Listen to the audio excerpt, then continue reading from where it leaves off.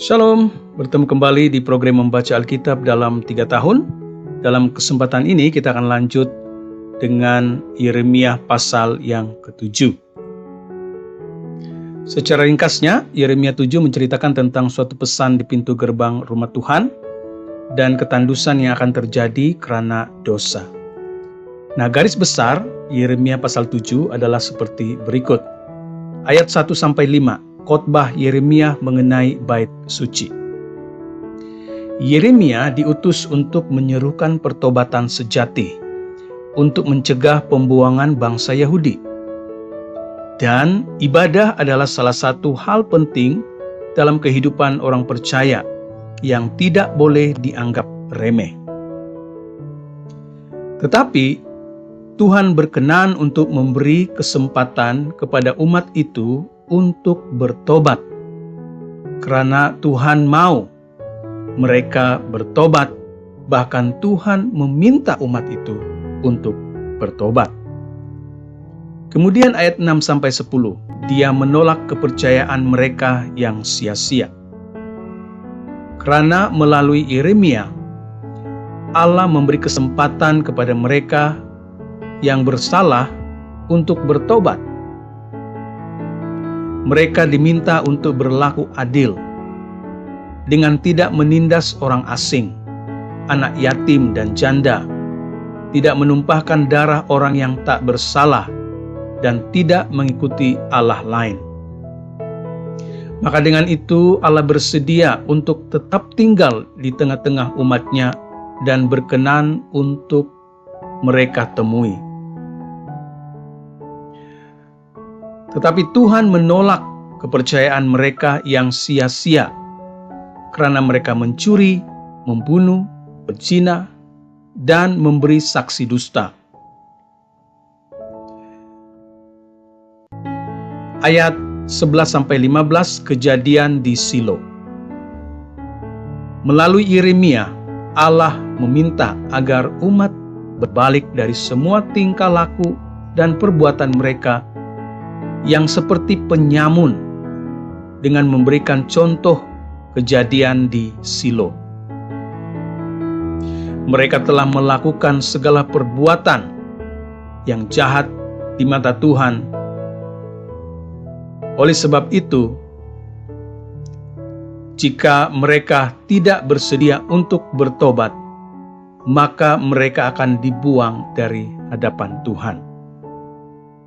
Kemudian ayat 16-20, melawan penyembahan Ratu Sorga. Tuhan memerintahkan Yeremia untuk tidak membuang-buang waktu berdoa agar Tuhan mengasihani umatnya. Dia mengancam mereka karena penyembahan berhala. Keluarga dalam rumah tangga umat itu, termasuklah anak-anak, ibu bapak, turut terlibat dalam penyembahan berhala, yaitu kepada Ratu Surga. Umat itu menolak kedaulatan Allah dan dengan demikian memancing kemarahannya. Tetapi di sisi lain, umat itu sebenarnya sedang mempermalukan diri mereka sendiri. Maka sebab itulah Allah akan mencurahkan murkanya ke seluruh tanah Yehuda. Ayat 21-26, melawan ibadah tanpa kesetiaan. Allah menolak persembahan korban umat itu karena mereka tidak taat kepadanya. Tetapi berbahagialah orang yang mendengar suara dan mengikuti jalan Tuhan. Walaupun demikian, umat itu berdegil dan tidak mau bertobat. Mereka adalah bangsa yang tegar tengkuk. Mereka tidak mau mendengar setiap perintah Allah yang disampaikan melalui para nabinya.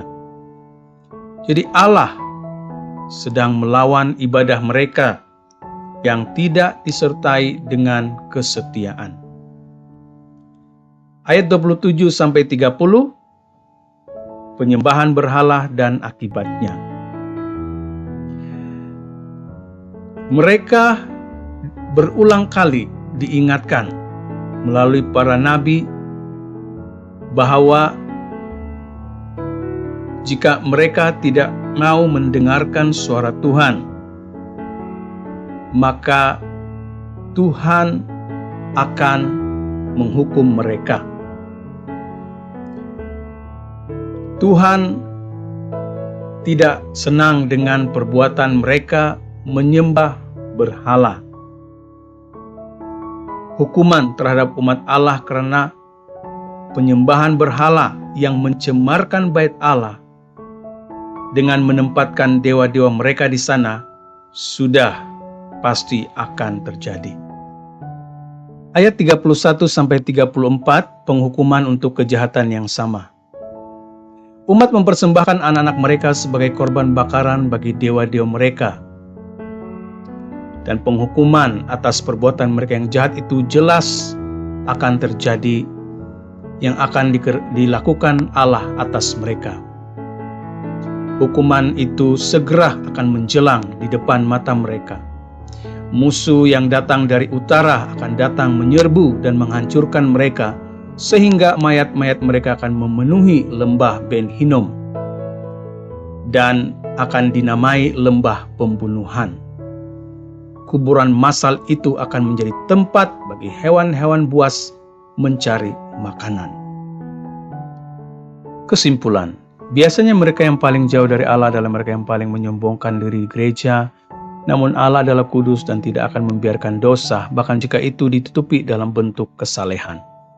Ketika amarahnya menimpa mereka, orang-orang berdosa seperti itu hanya harus bersyukur. Penerapan. Oleh karena itu, janganlah kita gantikan tempat Allah dalam hidup kita dengan berhala apapun, sebab besar hukumannya. Mari kita datang kepadanya dan mengakui semua dosa, untuk meminta pengampunan dan pertobatan agar Allah tetap bersama kita. Demikianlah untuk hari ini, Tuhan Yesus memberkati.